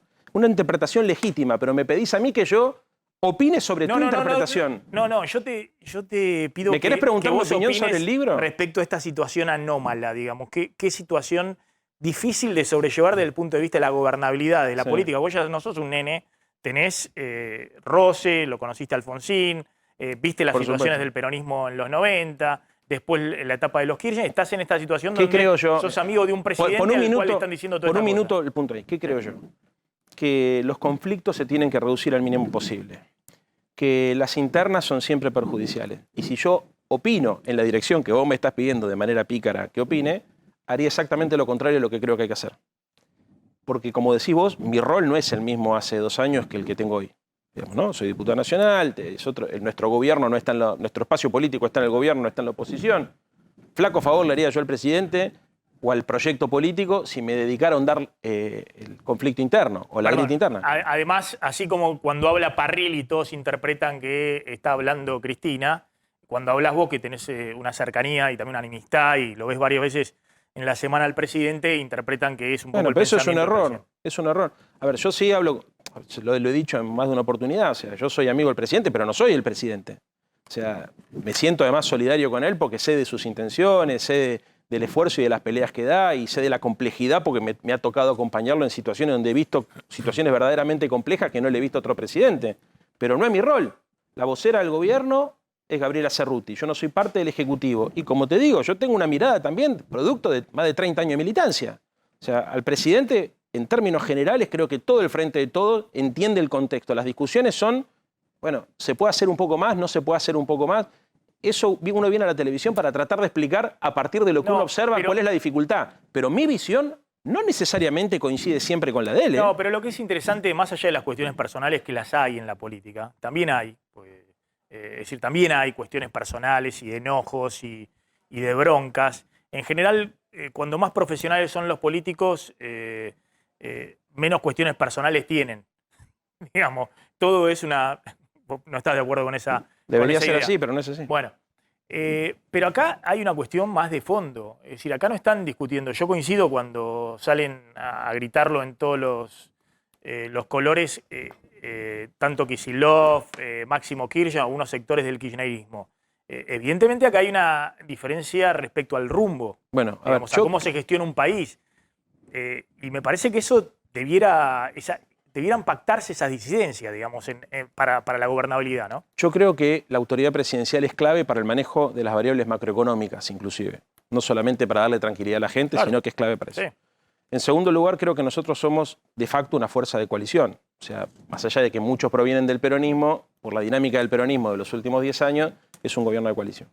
Yo creo que para que el gobierno tenga poder y para que a la Argentina le vaya bien, el Frente de Todos tiene que estar unido. Entonces yo necesito construir siempre, suponiendo que el Frente de Todos va a articular con todos los sectores sociales. O sea, nosotros nacimos a la política como la expresión de una mirada de articulación y de agregación por síntesis de distintos sectores.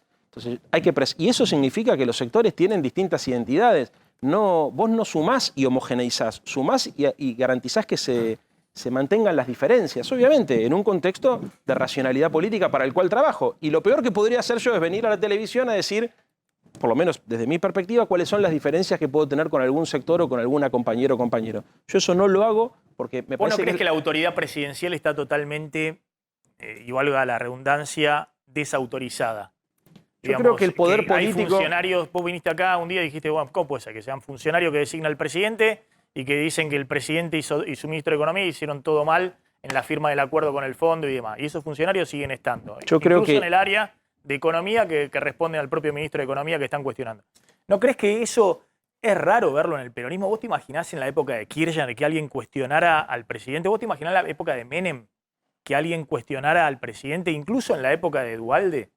No, a ver, insisto con lo mismo. Yo creo que para que a la Argentina le vaya bien, al gobierno le tiene que ir bien, y para que al gobierno le vaya bien, el Frente de Todo tiene que estar unido y tiene que dar una discusión, primero interna, si es que tiene algún tipo de divergencia, y públicamente se da con los otros sectores. Pero lo que pasa es que también, Maxi, vos pensás una cosa, las definiciones que vos me lees y sobre las cuales me pedís que opine, son definiciones abiertas, no son definiciones cerradas. Si vos me dieras una definición cerrada, che, mira acá, esta política pública, por ejemplo, me decís retenciones, ¿qué opinión tenés? Y sí, yo creo que, pero no es algo que debería impulsar el gobierno, debería impulsar la política. Esperamos un segundito, tengo una pregunta de Flor Halfon. Sí. Leandro, respecto al tema planes sociales, vos decís que no querés hablar de las internas que se dan ahora en el gobierno, se entiende perfectamente, pero también estoy segura de que te hace ruido que en este momento un sector de Juntos por el Cambio esté festejando las declaraciones del ministro Zabaleta diciendo que efectivamente está bien sacarle un plan social a una persona que todavía no fue condenada por haberle tirado supuestamente piedras al despacho de la vicepresidenta. ¿Qué pensás de esta idea de los planes sociales y de que plantea Larreta y de la posición que tiene el Ministerio de Desarrollo Social sobre, por ahora, los planes sociales? Esa declaración, no sé, no la escuché, yo escuché al contrario, lo escuché al ministro Zabaleta decir que no estaba de acuerdo con las declaraciones del jefe de gobierno, porque además me parece que es una simplificación demagógica irresponsable suponer que es sencillo tomar la decisión de sacarle a una persona que por ahí vive de una ayuda social, una asistencia social, el programa porque participó de una movilización. Esas son las de la movilización, pero respecto de las de los incidentes en el Congreso, hay una discusión sobre eso. No la escuché. Mi opinión, a ver, los programas sociales aparecen como consecuencia de la destrucción del aparato productivo de la Argentina, de la pérdida de poder adquisitivo del salario y de las dificultades para recrear condiciones laborales y de crecimiento económico. Son la consecuencia del problema, no son la causa. Yo creo que la derecha está ahí haciendo una inversión. Dice, el problema de la Argentina son los planes sociales. No, los planes sociales aparecieron cuando cerraron la fábrica y cuando a la Argentina le costó insertarse en la economía mundial. ¿Hacia dónde queremos llevar ese modelo? Hacia el modelo de la producción, está claro. La Argentina hoy está logrando que personas que cobraban planes sociales, creo que 90.000, las últimas cifras que tengo, dejaron de cobrar planes sociales para pasar al mercado formal de empleo. Y eso sucede como consecuencia de que hay un proceso de crecimiento económico y que ha bajado la desocupación. Mientras ese proceso se sostenga, que es la clave del acuerdo con el fondo, sostener el proceso de crecimiento, la demanda de empleo va a ser mayor, la capacidad productiva y competitiva de la Argentina va a ser mayor y la necesidad de dedicarle recursos a la seguridad social va a ser ¿Está de acuerdo con que se lo saquen a una persona que está acusada o no? No. Como para cualquier cosa, como tampoco estoy de acuerdo que se le quite la banca o cualquier condición a una persona que no tiene condena firme. Por supuesto, no. A ver, espera un segundito, porque Pablo, ocurrió en el episodio de la pegatina de carteles contra Cristina Fernández de Kirchner algo que puede generar mucho ruido, ¿no? Están todos viendo la investigación judicial, porque, atención, que están todos mirando, si efectivamente en la investigación judicial aparece vinculado a algún empresario no es así. O dirigente político de la oposición, suspiran todos aliviados. Si aparece vinculado a algún empresario muy amigo del presidente de la Nación, se agarran todo la cabeza. Entonces, bueno, ¿qué está pasando con esa investigación judicial? Te cuento un poco, estamos hablando de los carteles que se pegaron contra Cristina Kirchner, que decían Cristina asesina, básicamente, creo que lo estamos viendo en pantalla. Son carteles que inmediatamente aparecieron en el centro porteño, inmediatamente Gabriela Cerruti y Alberto Fernández salieron a tuitear diciendo que iban a investigar. ¿Qué pasó? En los últimos días hubo una declaración de Daniel Méndez, que es un empresario que se dedica básicamente a la pegatina de afiches. Básicamente se dedica a eso, pega afiches a pedido, especialmente de la política. Este empresario de 53 años declaró ante la justicia y cuando empezó a contar los detalles de cómo fue contratado para este trabajo, para pegar esos carteles, el hombre planteó esto, que el que fue contratado en realidad era su hijo Cristian Méndez, que paralelamente había sido concejal de candidato concejal de Juntos por el Cambio, ahora vamos a contar, pero en la declaración que hace ante la justicia cuenta que la contratación la hizo otro empresario llamado Francisco Serrano, que por esa contratación, por la pegatina, pagó 90.000 pesos, que esa contratación la hizo a su hijo, a Cristian. Y atención, porque acá aparece un textual que dice: en la declaración, Francisco Serrano, esta persona que pagó los 90.000 pesos para pegar los carteles de Cristina Kirchner, trabajó para empresas como Wall Street S.A., de Francisco y Pepe Albistur. Esto dice Darío Méndez en su declaración ante la justicia, ¿sí? Puntualmente, y ahí lo estamos viendo en pantalla, la declaración, que creo que es la primera vez que sale en exclusiva, puntualmente este trabajo fue generado por Pepe Albistur. ¿Quién es Pepe Albistur? Un amigo de Alberto Fernández, empresario de, entre otras cosas, vinculado a la cartelería en la vía pública. Es el hombre que también le alquilaba el departamento de Alberto Fernández, o le prestaba, y el marido de Victoria Tolosa Paz. Bien, hasta acá lo que dice Darío Méndez es que este contrato o este trabajo fue contratado por Pepe Albistur y Francisco Albistur. Bueno, imagínense que si fuera así es un escándalo mayúsculo, ¿no? Bien, pero, ahora sí es importante aclarar que paralelamente, para cubrirse, Pepe Albistur también hizo una denuncia y una presentación en la justicia. Y en esa presentación, lo que plantea es una presentación espontánea que hizo, acusó a un hombre que era funcionario del macrismo y que también maneja otra empresa vinculada a la publicidad en la vía pública que se llama Valentín Bueno, ¿sí? Este Valentín Bueno, esta persona, trabajó mucho con Marcos Peña y, como yo te decía antes, si la persona que hizo el trabajo de pegar los carteles, el hijo del que declaraba, Daniel Méndez el que declaraba, Cristian, es el que los pegó, que fue candidato a concejal por Morón, hizo campaña con Ramiro Tagliaferro, el exmarido también de María Eugenia Vidal, e intendente de Morón también. Esta persona, Valentín Bueno, estaría vinculado a Marcos Peña y vinculado a Cristian Méndez, que fue candidato por Juntos por el Cambio. Entonces, en ese entramado, esto sería una operación de la oposición. Dos líneas cruzadas que surgen. Bueno, ¿quién es el responsable? Que va a tener que investigar la justicia. Y que va a tener que investigar la justicia en dos investigaciones que se dan de manera paralela. ¿Quién está detrás de la pegatina de carteles contra Cristina Kirchner? Bueno, una línea dice que podría estar Pepe Albistur, amigo de Alberto Fernández. La otra línea vincula esta maniobra con la oposición, con Marcos Peña fundamentalmente. No, es un disparate total. Yo no sé lo de Marcos Peña, pero lo de Pepe y lo de Victoria, te lo puedo asegurar que de ninguna manera. Además, yo hablé, como Pepe se dedica a la pegatina de afiche, para preguntarle cómo la veía él. Me dijo que hay 5 imprentas solamente que pueden hacer esa afiche en el país. Y segundo, que tenían detectado las camionetas también, porque todos sabemos que hay un sistema de cámaras en la ciudad de Buenos Aires que te permite detectar fácilmente quién hace este tipo de cosas. Y me dijo Pepe, inclusive, le pregunté, me dice, no, vamos a saber rápido quién fue. Y además la adora, o sea, vos hablás con Vicky o con Pepe y la adoran a Cristina. Es parte de su vida, me parece que me cuesta hasta tener que explicarlo, pero la verdad creo que no hay ninguna, es increíble que lo tengamos que explicar, ninguna posibilidad ni que Victoria ni Pepe estén atrás de esta barbaridad que pasó con Cristina. Bueno, esperemos que sea así. No, olvídate que es así. Esperemos que sea así, porque si no, la escalada sería ya... Es una chicana de alguno. Puede terminar en cualquier cosa, digamos, esto, pero... es así como te digo yo. Ninguno de los dos tuvieron nada que ver con esta barbaridad. Leandro, está picante la interna, evidentemente, con las piedras, con las pegatinas y con las frases. Yo creo que hay una cuestión más de... Por eso no creo que se resuma en cosas personales, sino una cuestión más de rumbo y eso se tiene que ordenar en algún momento. Me quedé sin tiempo. Bueno. ¿Querías decir algo más? No. No, gracias por invitarme. Bueno, no, gracias a vos por haber venido.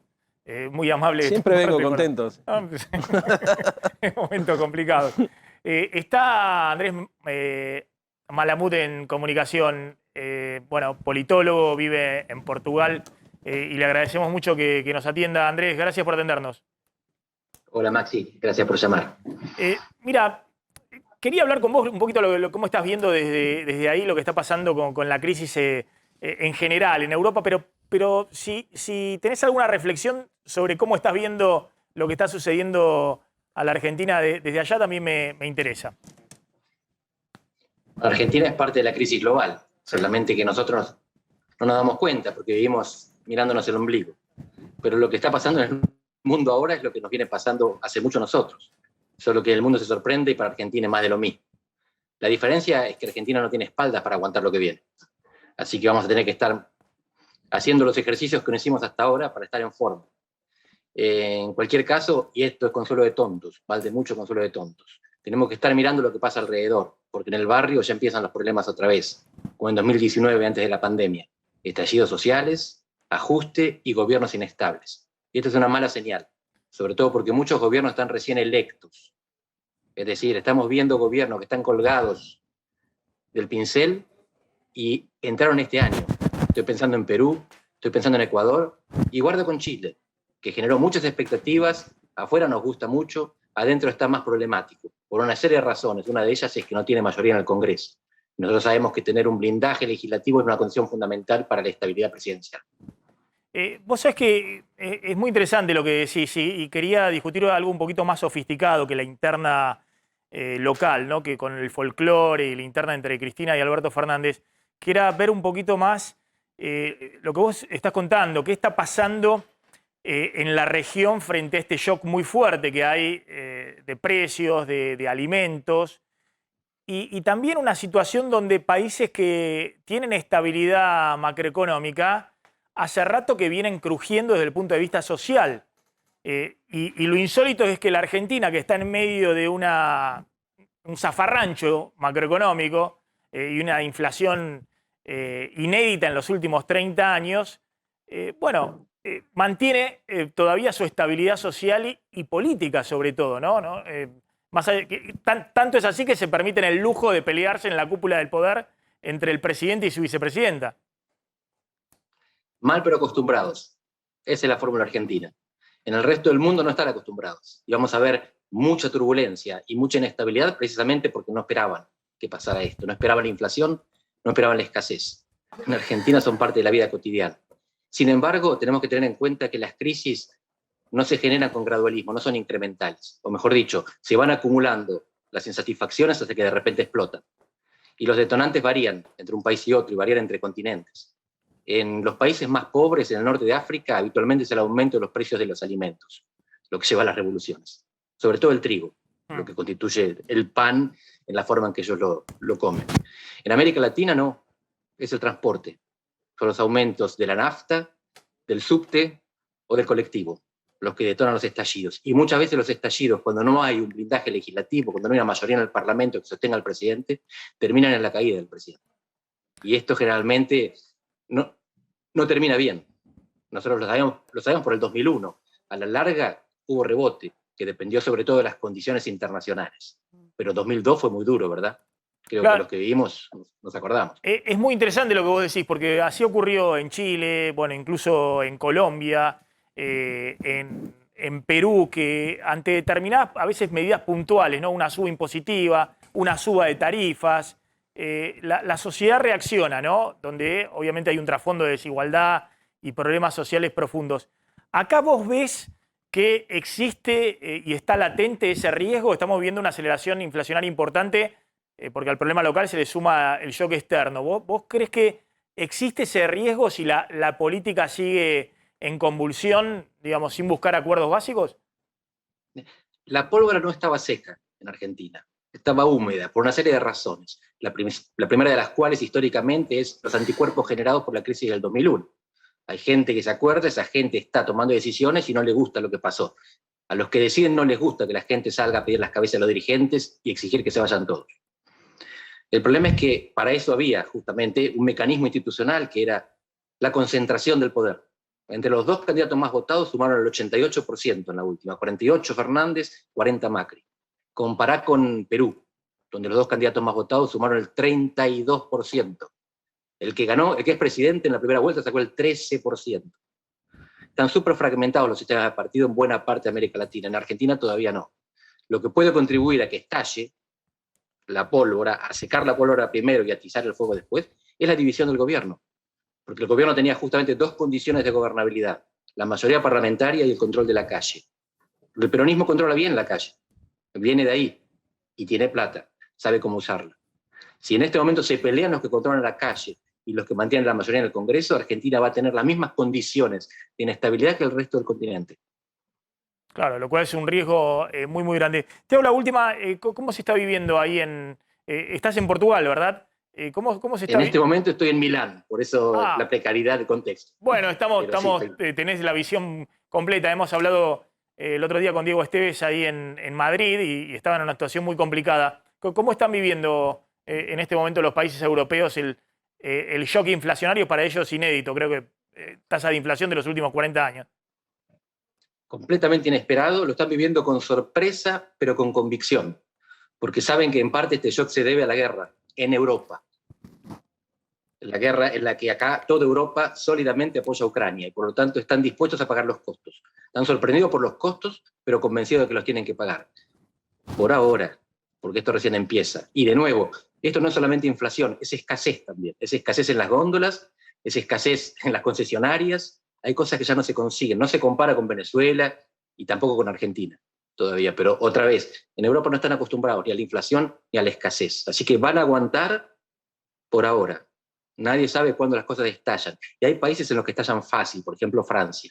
Había chalecos amarillos antes de la guerra y antes de la inflación.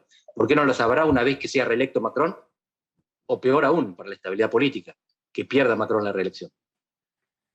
Andrés, muchas gracias. Siempre muy interesante escucharte. Andrés Malamud, politólogo, cientista político. Bueno, vive en Portugal, pero está en este momento en Milán, como nos contaba. Vamos volando la tanda. Cuando volvamos vamos a hablar un poco con Flor Halfon de este proyecto que decía, lanzó el ministro de Educación de agregar una hora más de clases. ¿Eso se puede implementar? ¿Cuándo se puede implementar? ¿Dónde se puede implementar? Y si es solo para el nivel primario. Tanda y ya volvemos.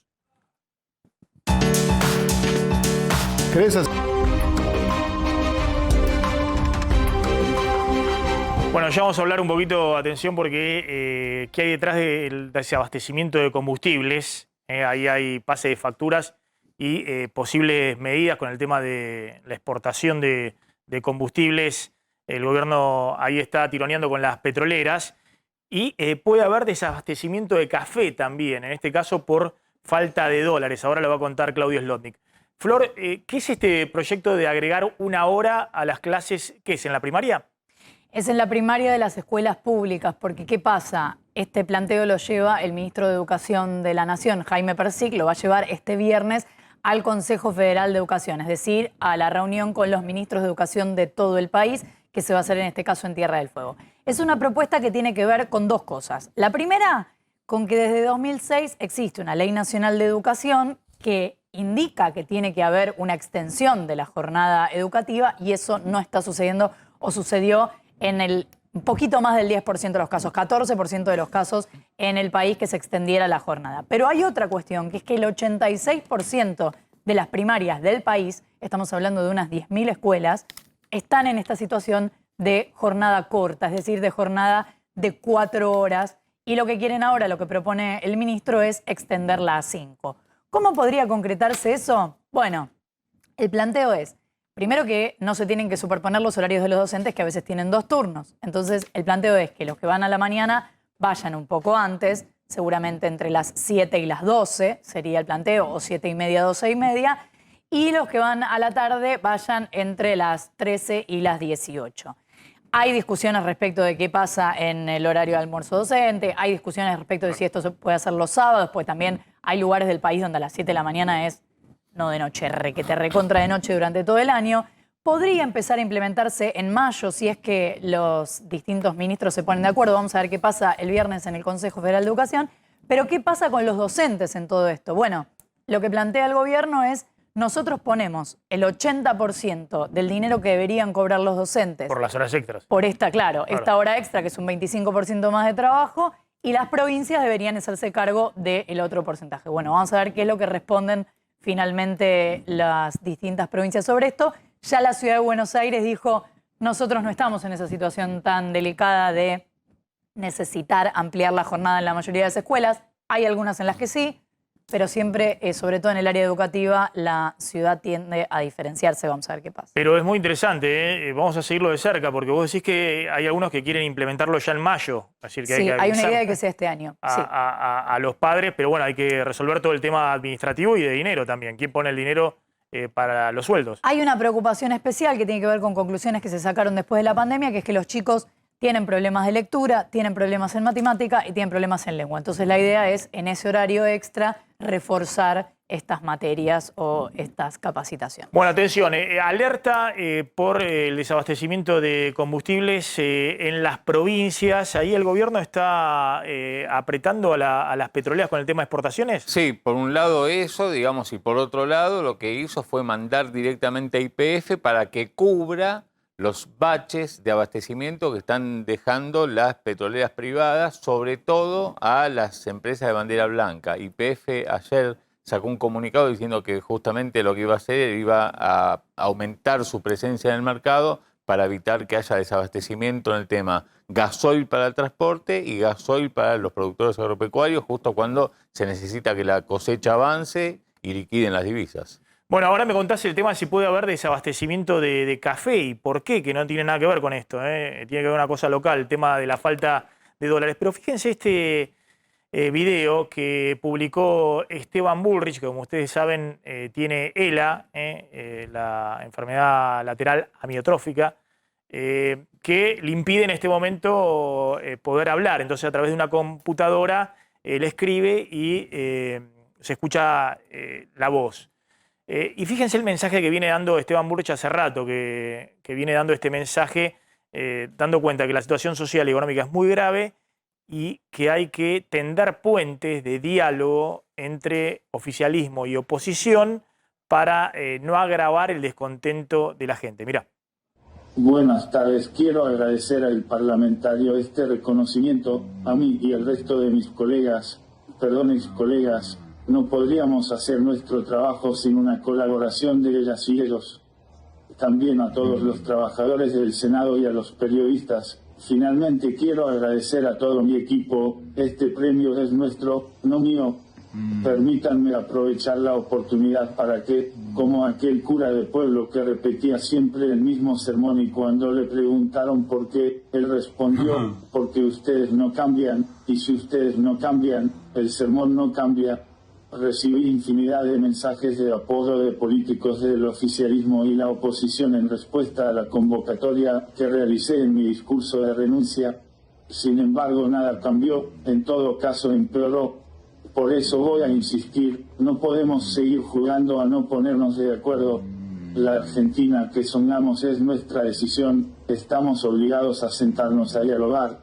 A menos que queramos seguir festejando que solo 4 de cada 10 argentinos es pobre, no lo creo. Entonces a trabajar, el gobierno debe convocar a un diálogo amplio para encontrar los consensos necesarios sobre los cuales basar un proceso de crecimiento con inclusión.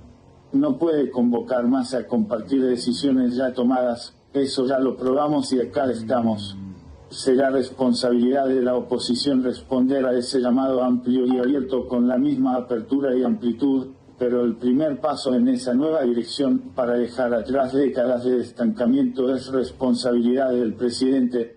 Ruego a Dios que le dé la humildad para reconocer que solo no puede, la templanza para soportar los ataques de los amantes y beneficiarios del status quo y la sabiduría para dar con firmeza ese primer paso.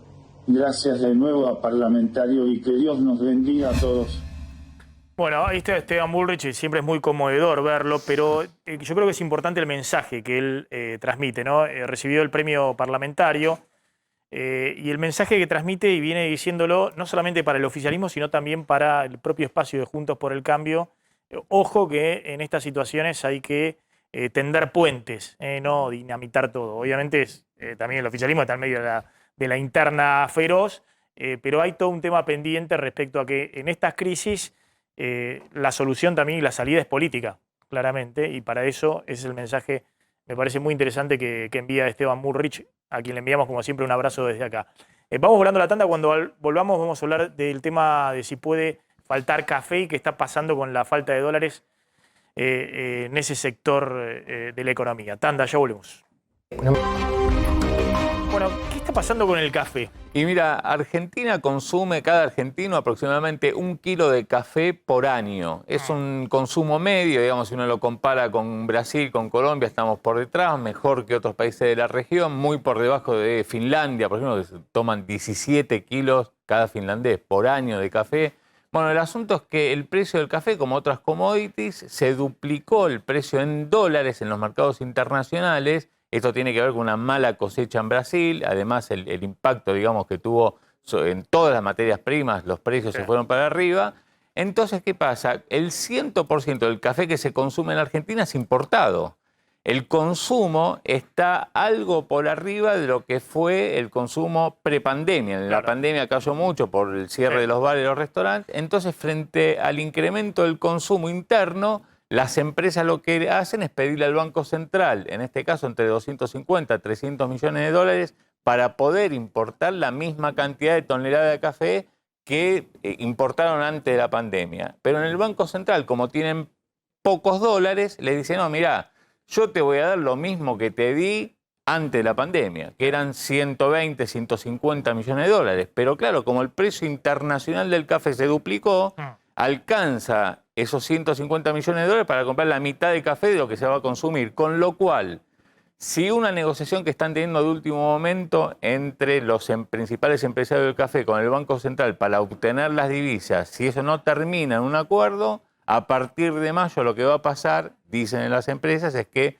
vamos a notar ya no solamente un aumento sideral del precio del café, se duplicó el precio del café internamente, por todo esto que estamos contando, sino que va a aparecer un faltante importante de café, pues no van a tener los dólares para importarlo. Vamos a seguirlo de cerca. Hablando de los dólares, ¿es un cortado? ¿Cómo está el dólar en este momento? 196 pesos, el paralelo, igual que ayer, el dólar, el contado con liqui, 189, 190 el MEP, así que en valores similares a los de ayer. Contamos, ¿no? La estabilidad en este momento cambiaria en la temporada alta de ingreso de dólares de la cosecha gruesa y además la tasa de interés que empieza a jugar, ¿no? Todos ven estos 3-4 meses, ingresan algunos fondos financieros a colocarse en tasa de interés para hacer la diferencia en dólares.